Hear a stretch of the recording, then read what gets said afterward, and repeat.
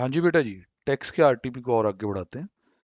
तो सर इसमें 13th question को आप समझने से पहले 115 बीएससी पे वीडियो चैनल पे भी है, या आपने जहाँ से भी पढ़ा है, नोट्स को थोड़ा रिवाइज करके बैठेंगे तो अच्छा समझ आएगा।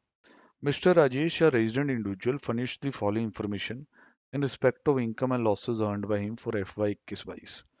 इनकम फ्रॉम सैलरी दिया हो, एक मिनट में इसका थोड़ा जूम ज़्यादा कर लूँ।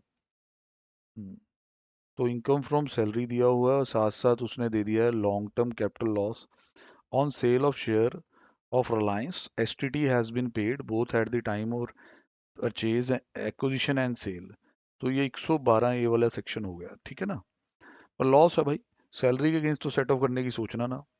Loss from let out property in Delhi, interest on self occupied property in Mumbai, 24B की तरफ। पर जो 115 BAC आ गया तो ध्यान से। विनिंग फ्रॉम लॉटरी है, cost of acquisition of lottery ticket, ये टैक्स होगा, इसका कुछ नहीं होगा। Profit in gain from manufacturing business है, आफ्टर डिडक्टिंग नॉर्मल डेप्शन इतना, एडिशनल इतना। 115 BAC आ गया तो ध्यान रखना। Long term capital gain on sale, long term capital gain on sale of house property, other detail of brought forward losses and unabsorbed depreciation as under. Brought forward loss manufacturing business का इतना, unabsorbed normal depreciation इतनी है, activity of owning maintaining resources का loss इतना। Pertaining to this assessment year, ये पिछला ही है अभी। जीटीआई निकालो, amount of loss that can be carry forward, ये भी बताओ if you wants to opt for this. Important, ध्यान रखेंगे 115 BAC फर्स्ट टाइम बंदा ऑप्ट करता है। आइए सर सोल्यूशन की तरफ चलते हैं। नॉर्मली 90% तो आपको आराम से समझ आएगा। जहाँ कोई दिक्कत होगी वो 115 BAC ना पढ़ने के कारण होगी। उसको पहले पढ़ लें, रिवाइज करके बैठें तो बहुत अच्छा समझ आएगा सारा ही। आओ sir, income from salary computed income है, स्टैंडर्ड डिडक्शन वगैरह की बात ना करें क्योंकि वर्ड इनकम फ्रॉम सैलरी है। तो सेक्शन 16 हो चुका है, तो 340 लिखा है। अब इसके साथ वो दिख रहा है कि भाई 340 ये है, साथ साथ कह रहा है इनकम फ्रॉम हाउस प्रॉपर्टी में जो लॉस है हाउस प्रॉपर्टी का is not allowed to be set off with any other heads of income, क्योंकि आपने 115 BAC ऑप्ट किया है। नहीं तो ना करते तो सेट ऑफ ले सकते थे। हाउस प्रॉपर्टी में भी आपके लिए बुरी खबर है, आपको 24B नहीं मिलने वाला। हाँ, अगर हाउस लेट आउट से है वो कैरी फॉरवर्ड हो सकता है, अगले साल हाउस प्रॉपर्टी में ही इंजॉय करेगा। पीजीबीपी में जो बुरी खबर है वो बता देते हैं, एडिशनल डेप्रिसिएशन डिसअलाउ हो जाएगी क्योंकि 115 BAC वालों को नहीं मिलती होती। बाकी आप अपने पुराने मैन्युफैक्चरिंग लॉस, अनअब्जॉर्ब्ड नॉर्मल डेप्शन, ये सब कर सकते हैं। फिर आप कैपिटल गेन की तरफ चलते हैं। वहाँ आपका लॉन्ग टर्म कैपिटल गेन है on sale of house property, इसके against long term capital loss चाहे 112 वाला हो सेट ऑफ तो हो जाता है। लॉटरी में सिर्फ विनिंग टैक्स करनी, इतनी सी बात है। केड़े केड़े लॉसेस कैरी फॉरवर्ड हुए सर? हाउस प्रॉपर्टी वाला, लेट आउट वाला, और ओनिंग मेंटेनिंग रिसोर्सेज जो कतार में था, कतार में ही रहा। घोड़े दौड़ेंगे जीतेंगे तो ये लॉस सेट ऑफ होगा, आपको अच्छे से पता है। अदरवाइज ये लॉस अपना एक डेड लॉस होता है, आप इसको किसी और के अगेंस्ट सेट ऑफ नहीं कर सकते। बस यही होप कर सकते हैं कि घोड़ा जीते तो आप सेट ऑफ करेंगे। तो ये एक केस था भाई, ठीक ठाक से नोट्स हैं, उसमें कुछ भी खास नहीं है।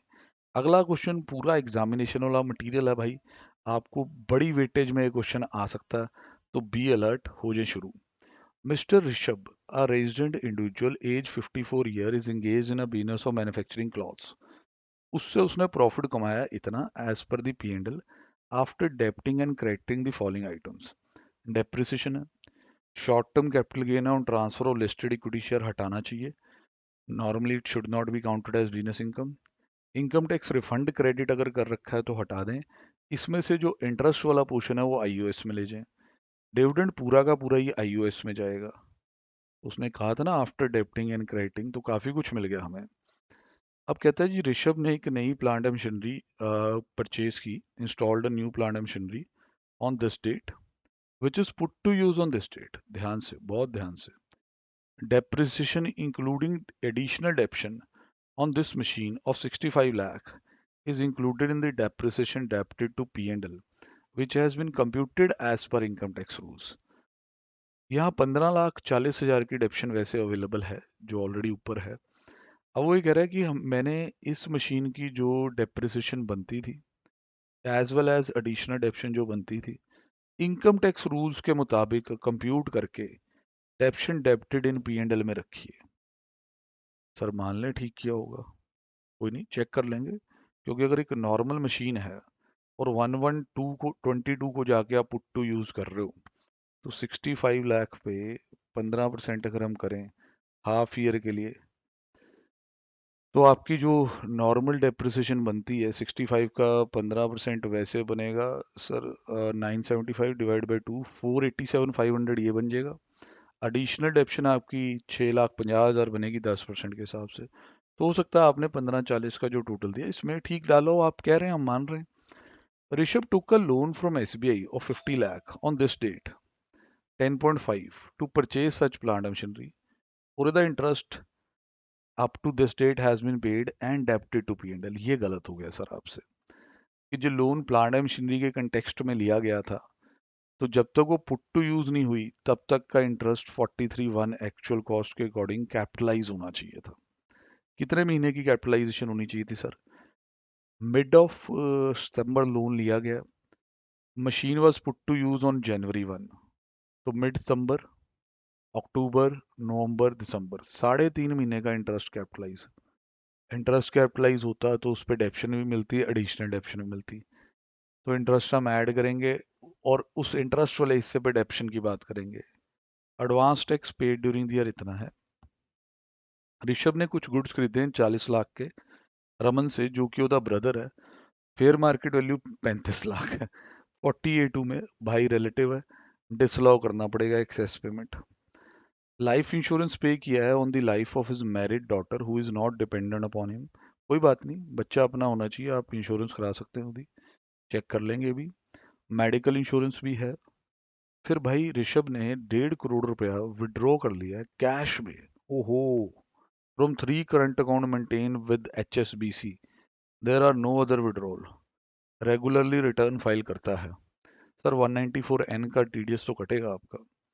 You are required to compute the total income, ध्यान रखें, tax payable in a manner so as to, so that he can make the maximum tax savings. ओहो, रेगुलर के अकॉर्डिंग भी सॉल्व करना पड़ेगा, 115 BAC भी करना पड़ेगा, ये कहानी ही आ गई है। ताकि उसकी मैक्सिमम सेविंग्स हो सकें तो आपको रेगुलर के अकॉर्डिंग भी सॉल्व करना पड़ेगा, 115 BAC भी। चलिए सर, ये तो फिर भारी भरकम सोल्यूशन होने वाला। सर पहले आप देखें जी, ICA का जो आंसर हम आपके सामने रख रहे हैं, ये under the regular provision of the act है। तो इसमें हमने वो किस तरह स्टार्ट किया, ये देखिए, ये नेट प्रॉफिट दिया वो उठा लिया।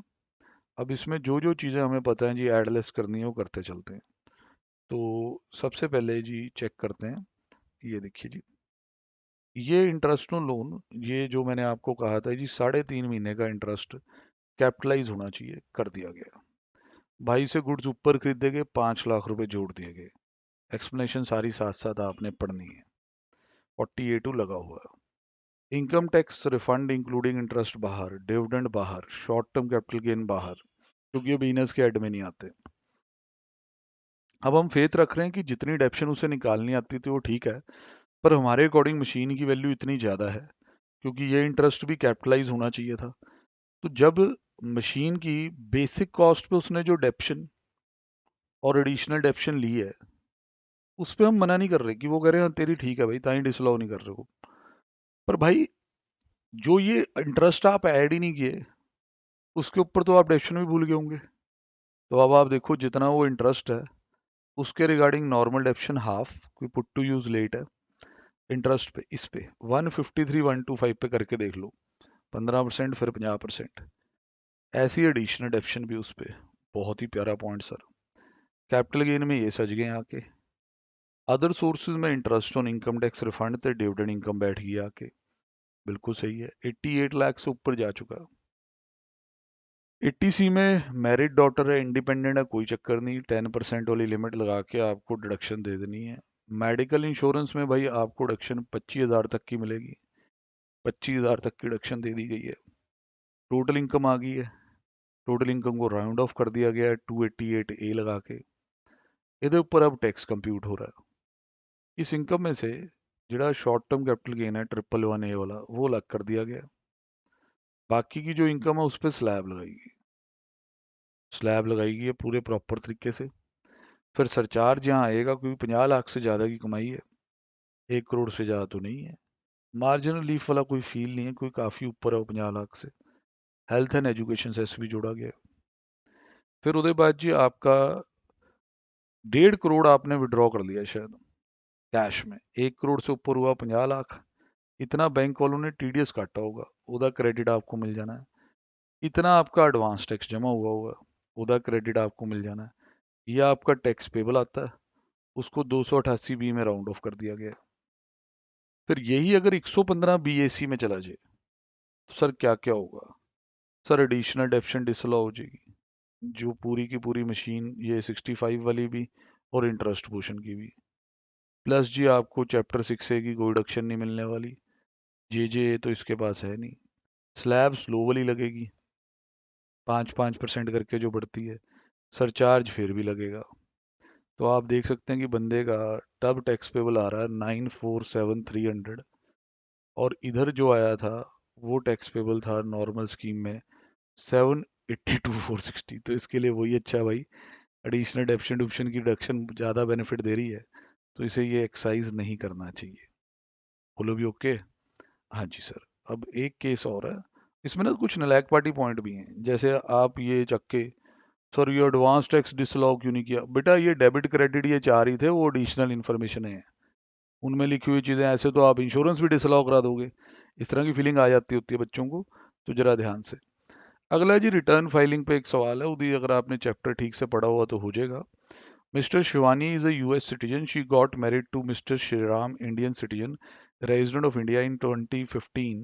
Since then, she has been staying in India. She has a bank account in US. She sold her house in US. Long term capital gain आया। और कहते हैं जी she invested the consideration in capital gain bonds, क्योंकि शिवानी यहीं रह रही है तो आर प्लस ओ आर है, आप समझ पा रहे हो। So that no long term capital gain is taxable, she doesn't have any source of income in India, is she required to file the return? If yes, when can she file a belated return? तो सारी जी return filing की theory आपकी अच्छी होनी चाहिए।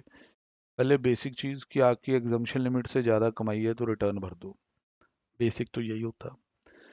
Every person being a resident other than not ordinary in India would be required to file a return even if his total income does not exceed the basic limit, if such person at any time hold any asset located outside India या bank account बाहर हो। कहता Shivani resident ordinary in India, staying in India since 15, total income without giving fact to section 54 EC, ये आप income पहले यहाँ से जज कर लें, 2 लाख रुपए, बिल्कुल बिल्कुल जी, is below the basic assumption limit, but she has a bank account in US. She has to furnish the return.